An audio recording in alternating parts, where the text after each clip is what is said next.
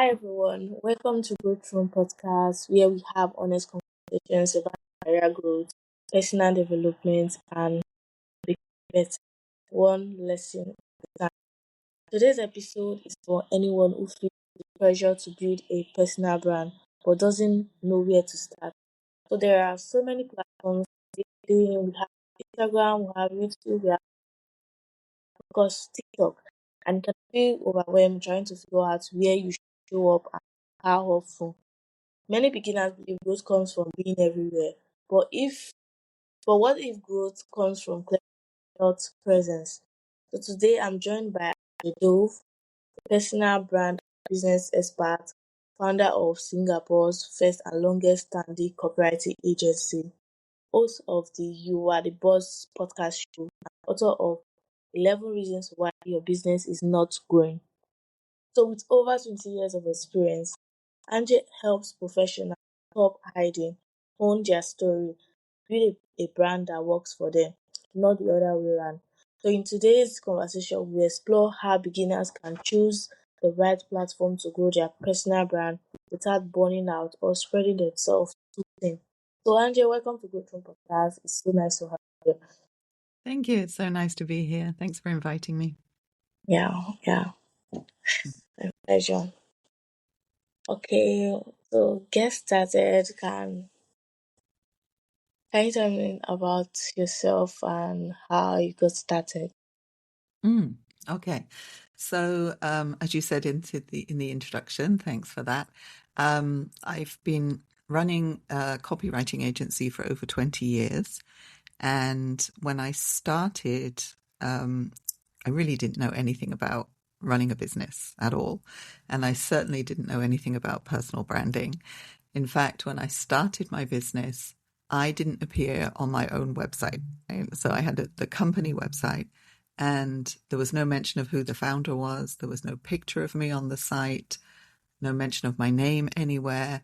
And really, the only reason people got to know me was through word of mouth. If someone had had my service and they recommended me to someone else, then they knew my name. But they didn't know my name through my website. And in those days, in the early days, there wasn't any social media. There weren't any social media platforms. So the only way you could really get found was physical networking, having a website and having that found online. So that's how I started. So I started in probably the worst possible way, but I got business just because it was in demand, and through word of mouth, it grew that way at first. And it wasn't until I went into one agency for a briefing for a job that I realized actually how powerful a personal brand could be.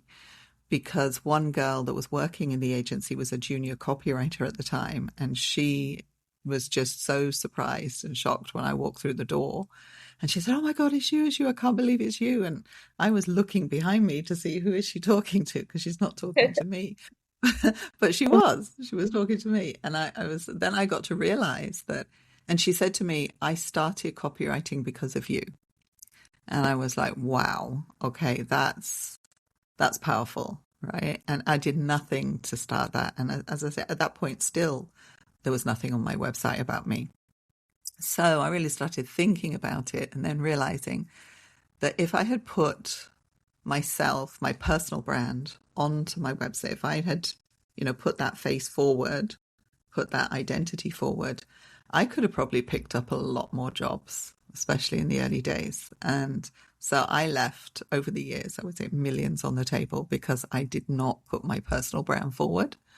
And I think even if you're running a business today, so whether you want a personal brand for enhancing your career, or you want it because you're running a business, if you are running a business and you are still, as a business owner, the face of the business, because people do business with people and they want to trust the business owner. So if you're not shown anywhere, I don't know, you've probably, I think your listeners as well will probably have had this experience in the past where you go to a website, you go to find out about the company, and when there's nothing about the founders on the homepage, you go into the About section and it still doesn't mention anything about the founders. And to me, that's a sign of distrust. I think I automatically now distrust this company because it's completely faceless, and I've got no idea who I'm dealing with. So then if there's a competitor I go to and there is some personality there, there's some information about the founders or the people that's working there, and it's more human, I tend to go to that company rather than the other one. So it is, psychologically, it does affect us if we don't see some kind of human connection on a site. So that's really the start, and that's what got me started and got me passionate about personal branding, is just how powerful it can be if you actually intentionally put yourself out there. Wow. So, from your story, I think what was keeping you hidden was you weren't visible using your website. Now, I My what? could Sorry. using your website. Mm, Now, mm, from a story, it happens that these platforms we were focused on were just owning a website. Even at mm. that, you didn't Yeah, put you didn't put in all the work. It was just there. Yeah. yeah, yeah. I didn't put in the work. I didn't grow up in an era where people were on camera, putting themselves on camera, right? For me, that was for movie stars, right? So I found it very uncomfortable to be in front of the camera. I didn't enjoy it. I didn't like it. But as I started my coaching business, I realized I had to be in front of the camera, right? I was the face of the business. So I had to learn to get comfortable. So I practiced and practiced and practiced. And then I ran a challenge, a 21-day challenge, where I got a few people together and I said, let's get good at being on camera together. And so I led by teaching them a different thing every day for 21 days on how to film on camera, sound, all this kind of thing. And then at the end of the 21 days, all of us were very comfortable being on camera. So it's practice, practice, practice. So that's the thing that was stopping me originally. Wow. And then also being quite a private person personally. I'm kind of like an extroverted introvert by nature. I can be loud and I put myself out there because I have to, because it's the business and that's what you have to do. But I'm actually an introvert. I'd prefer to just not be there. So so that's the reason for that. So I was very reluctant, and today I just look at it more as looking at social media as a tool to help you.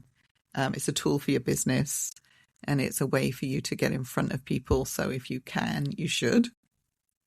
And that's the way I look at it now. And I think one of the things that stopped me at the beginning as well was just the fear of being judged.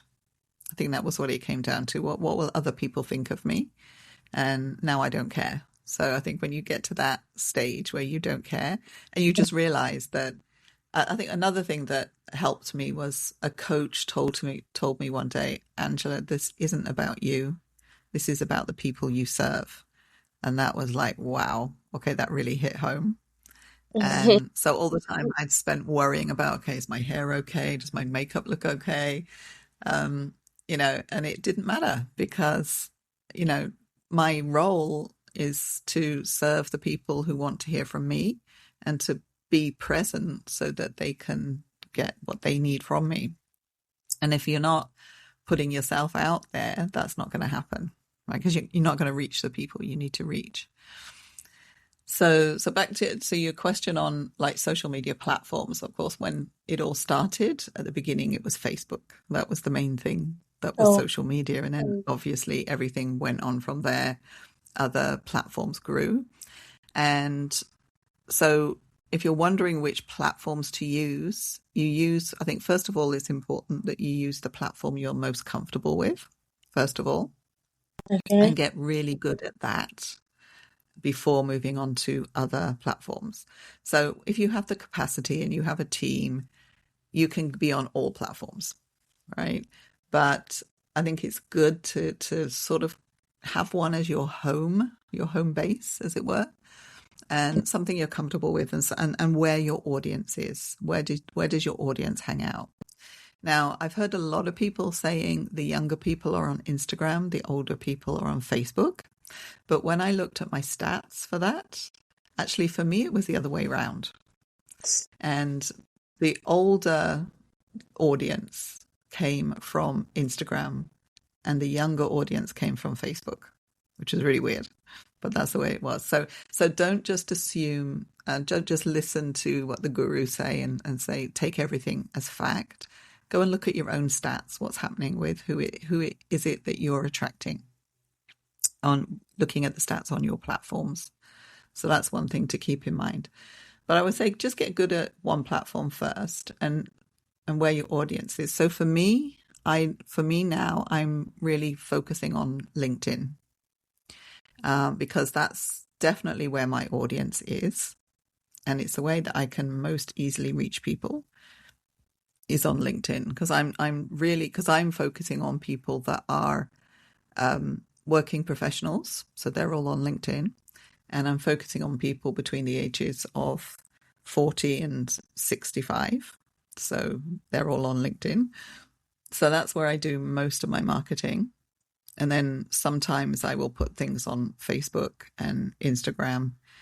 So I say, it's wherever you're comfortable with. Like I have a TikTok account. I don't really use it that often. So I'm not so comfortable on TikTok, but I may use that as a strategy. Maybe in the latter half of this year, I may change to TikTok. But I would say just start with somewhere where you're comfortable and grow from there. Wow. So, from everything you've said, you okay, instead of like, I was expecting that you're going to suggest a platform, but I think I love the way you just presented it. Rather go for the platform you are comfortable with. For now, okay, using my an example, okay, I'm trying to Yeah. like build a personal brand in TikTok, but there's this confusion that comes with it. Like you find yourself like you're putting yourself out there, but at the same time you're confused. You're just confused about if you're actually getting your right audience or if you are actually positioning yourself. Because sometimes I want to talk about remote careers. I want to talk about design. I want to talk about podcasting, but I just don't Okay. know how to position these Yeah. things. Okay. So in that, if you're confused, definitely your audience will be confused as well. And you don't want your audience confused. They need to be really crystal clear on what you stand for as a Uh, brand. So you can talk about all these different things, but you've got to be able to link them in some way together. So there's a common thread going through all of them.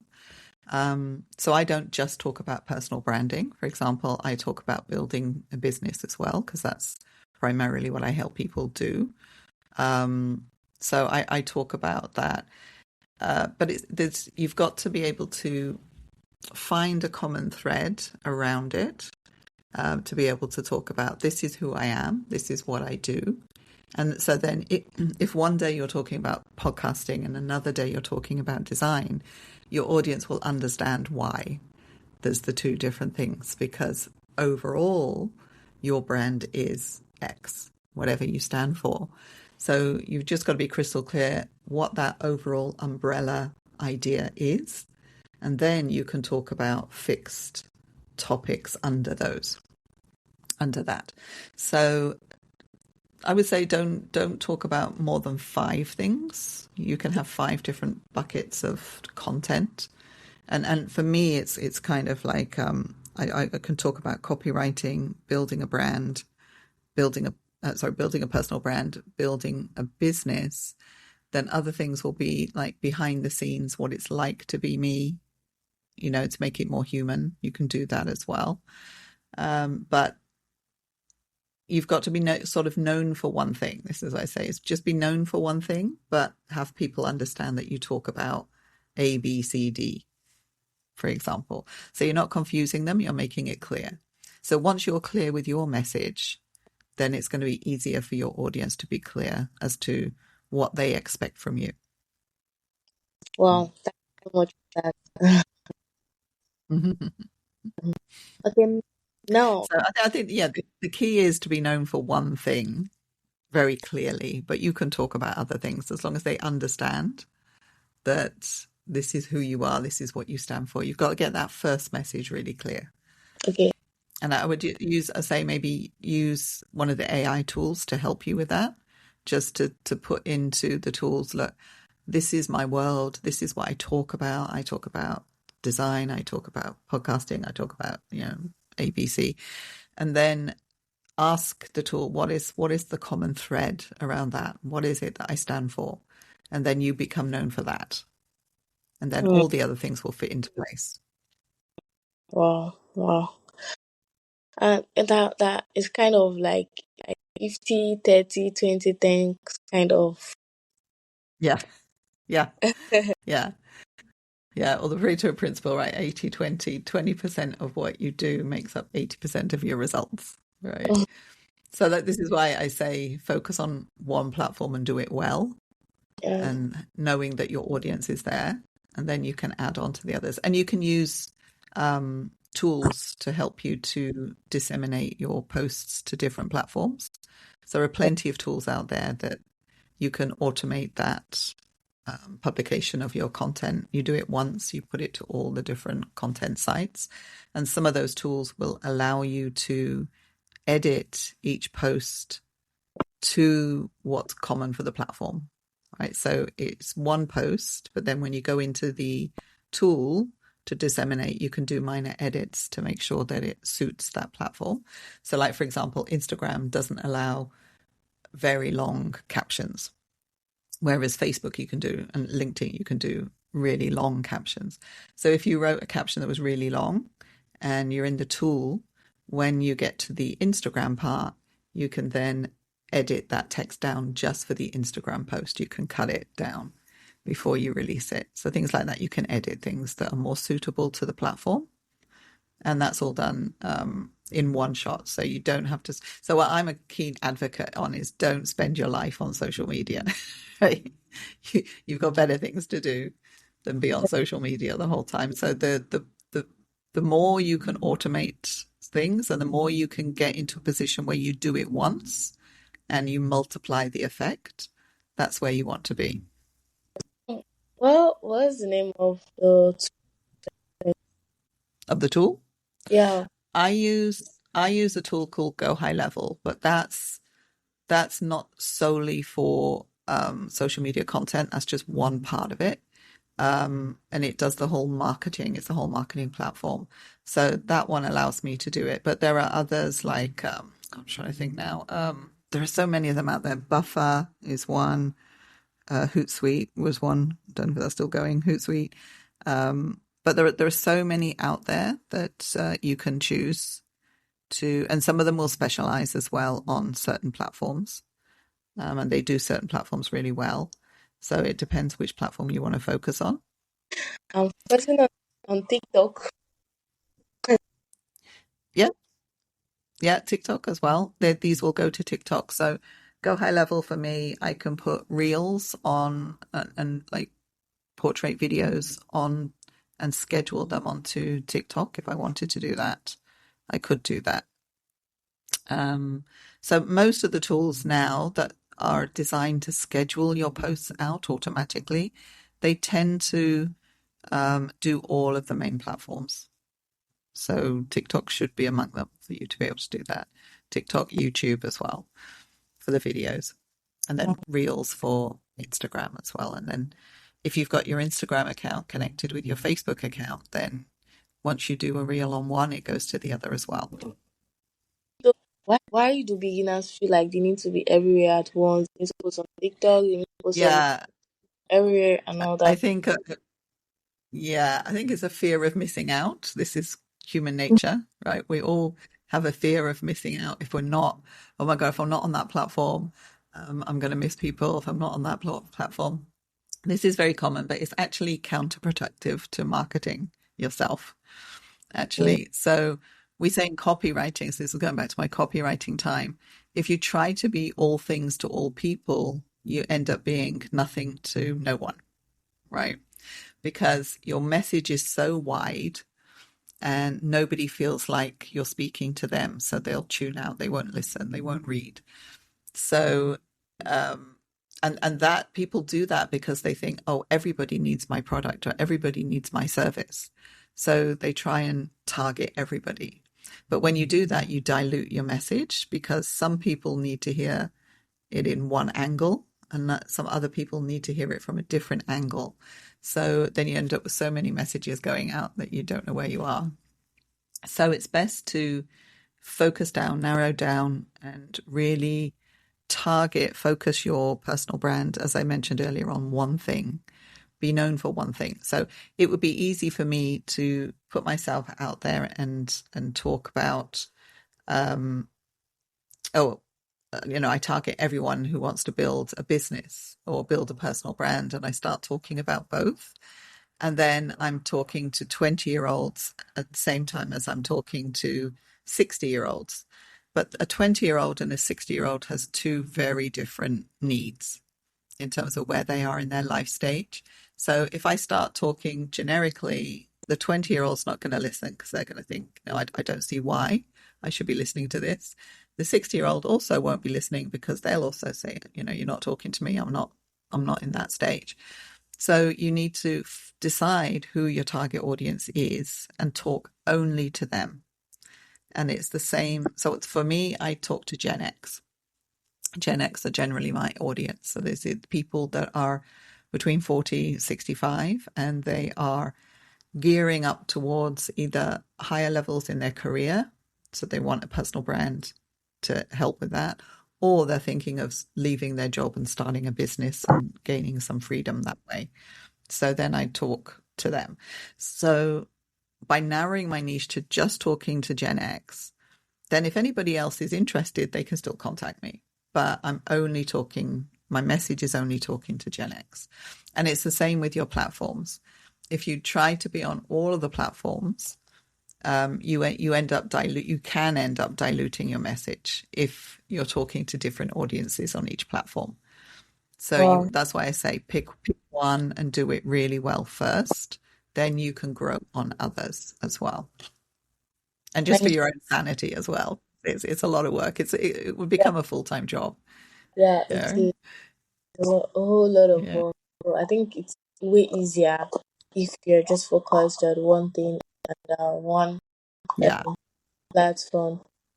So, yeah. So my thing is like simplicity. Just keep things simple. Because, there's enough stress to be going on with the world as it is in the moment. You don't need to add extra stress to your life by making things more complicated. So just keep your message simple, keep your audience simple, and keep your platform simple. And I think you will go further that way than you trying to mix everything together and trying to please everybody. There's no point pleasing everybody because you can't. Yeah. Now, now, now, how do you match your personality to a platform? Like you mentioned that you were kind of an introvert, somehow. Oh, Not. okay. How how do I match my personality to the platform? Um, I'm big on just being authentic to who you are, and people take you as you are. Um, I spent too many years trying to be somebody else, thinking I had to impress people and stuff, and now it's just no, I'm just me. And so what happens with your personal brand when you build your personal brand and you keep it targeted? The people that naturally resonate with your message will come to you, and the Mm, people that don't get it won't. And that's okay. So you don't need to waste your time with the people that don't get it. You're not going to get the whole planet liking you. You're not going to get the whole planet doing business with you. You wouldn't be able to serve them if they did, right? So you just focus on your target audience and you just make things crystal clear who you are. And then from there, you, as I say, you just keep your target audience clear and just talk to them. And that's it. So you don't really need to adjust yourself to each platform. As I mentioned earlier, you probably need to adjust the type of content and the length of text and the type of image to fit the particular space that you are putting yourself out in. So, for example, you might be a little bit more conservative on LinkedIn than you would be on Instagram, but you would still be you, and you would still, I would say, you dilute your message on each platform, but you wouldn't be, like you wouldn't be doing any dancing videos on LinkedIn, for example. But you don't have to do dancing videos on TikTok either. So you just use the platform to send your message, and whatever your message is, and just be authentically you and the way you do you, because nobody else is like you. Just do you as you do you. And don't worry necessarily what the platform is. As long as you've got the message and people are resonating with the message, then that should be enough for you. Then you just be authentically you. Just be who you are. You don't have to try and be something different to each platform. Keep yourself as yourself, and the people that will naturally be attracted to you will be attracted to you. Those who don't get it, you don't serve them. You're not speaking to them, so that's okay. So the only thing you need to do on each platform is just make sure that the posts look like the type of post that would be expected on that platform. So, like as I said earlier, Instagram, shorter text. Yeah, this seems And breaking then out. LinkedIn, a little bit more conservative and serious, but still, you still use your personality. You don't have to be completely corporate. I think that's a mistake people make on LinkedIn, is they still consider LinkedIn to be a resume platform for jobs, and it's not. It's become a really strong social media platform for people looking for serious business. So that's what you want to be thinking about, is who is my audience? What do my audience want to hear from me? So think of your audience more than you think of the platform, I would say, would be my advice. Because if your audience is on that platform, then it's your message that comes across that's important. It's not what do I have to do on this platform to get views. And I think if you're serving your audience and that's your first concern, then the rest will follow. So Okay. into flow. So now the question I have to ask is, now a lot of person make it look like the whole idea of being seen is tied to whether you're an extrovert or an introvert. That being an introvert is like kind of a sin and prevents you from achieving what you need to achieve. And lastly, if you are to like um okay, another thing is, if someone listening to this particular episode feels overlooked, what is one action they can take this? So what I'll do is I'll just answer the question from what I can understand might have been the question. So I think you're saying, if you're an introvert, how does that affect building your personal brand? So what I would say, if you're an introvert like me, I don't necessarily enjoy being out in public so much, things like that. As I said, just do what you want to do. If you don't want to be on video, you can choose an audio Listen, version, so you can do a podcast, for listen. example, He said or what's your do data? blogs. Because if you like writing more than you like video, so there's lots of different ways that you can create attention for yourself. But for sure, video is at the moment the best way to, and it's the way that you're going to spread your message faster if you're doing video. And also because that's more personal, people will resonate. You come across as more human if you do video. So I would definitely recommend, if you are afraid of video, my biggest advice is get over it. That's what my coach told me. Just get over it and go and do it, iPhone. because you owe it to the people you're serving. And so if you come at it from that mindset of, The password. how do I help the people that I'm meant to serve?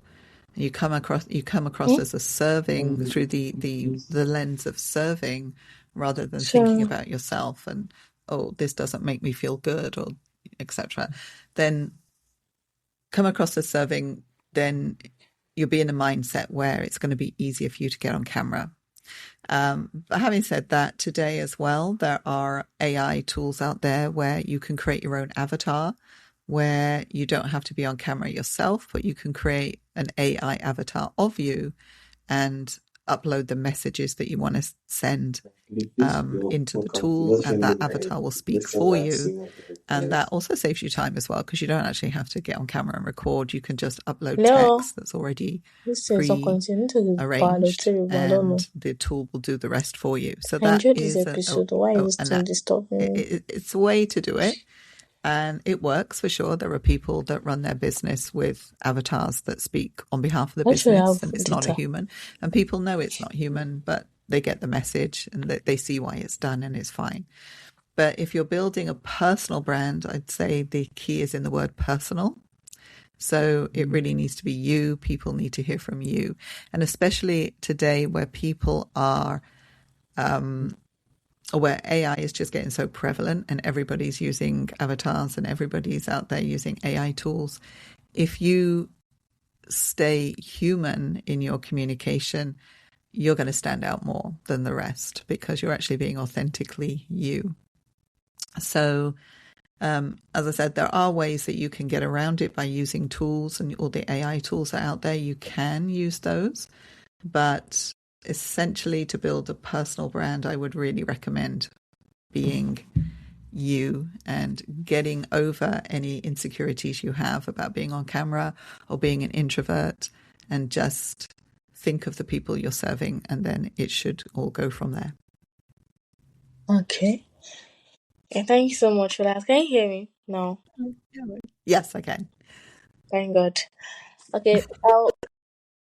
Yeah, I was trying to touch in another question for my network starts erupting. So the next question is: if someone listening feels overlooked right now, what is one action they can take this week to start showing up intentionally? Think yeah. That's it. Okay. One thing to do to start showing up. I would say the first thing first is get clear on your message, because if you don't know what it is you're trying to communicate, that's going to affect your confidence, and it's going to affect the clarity of message, and people won't understand. So get very clear on your message first, and then use AI tools to help you create your messaging. Create several post ideas that you can start to post, and then record in batches. You don't have to record every day. You can set aside time one day a week to do all of your recording, and then you release it out.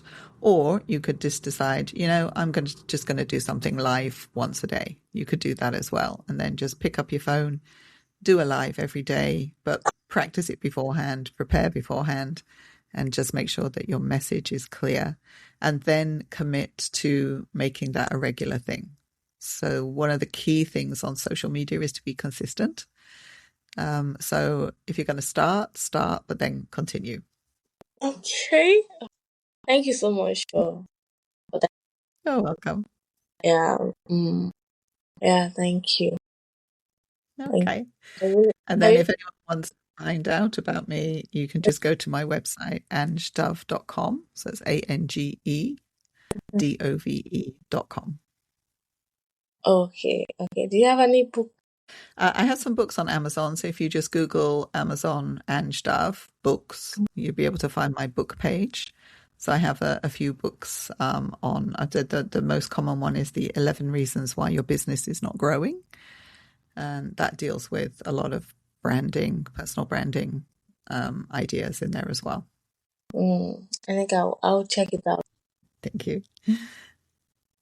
Thank you so much. I really enjoyed this session. Oh, Even yeah, if it's lovely speaking to you. the network was just misbehaving. Yeah, I really enjoyed this session. I love the fact that you are Thank very you. nice with words. Okay. Yeah, thank Okay. All right. Thank you for your time. Thank you for your listeners as well. Thanks. So that will be all for today.